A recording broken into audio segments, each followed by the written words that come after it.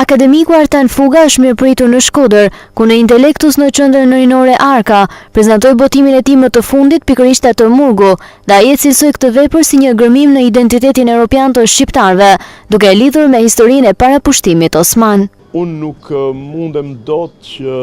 të bëj rezumen e atyre që janë thënë në shkencat albanologjike shqiptare, por tek Murgu unë jam munduar që disa pikpamje të mia dhe disa,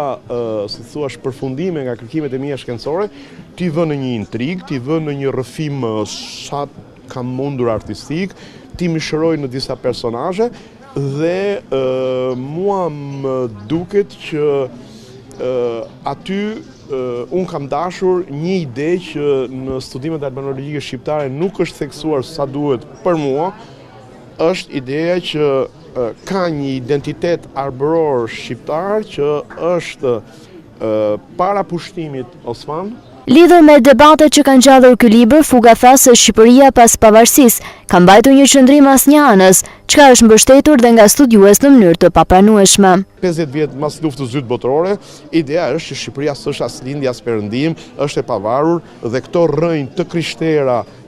latine kanë qenë të mohuara.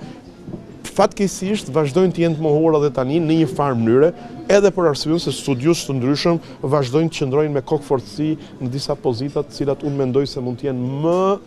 tolerante dhe më elastike. Fuga tregoi se ky butim rizbulon vlerat e së kaluar soni lire arbënore, me ndikime nga bota heleniko-romake dhe që sjell të dhëna historike me të cilat shqiptarët e sotëm mund të krenohen përpara gjithë Europës. Fuga shpjegoi se Murgu i kushtohet edhe marrëdhënieve të moralit me pushtetin, paran dhe seksin.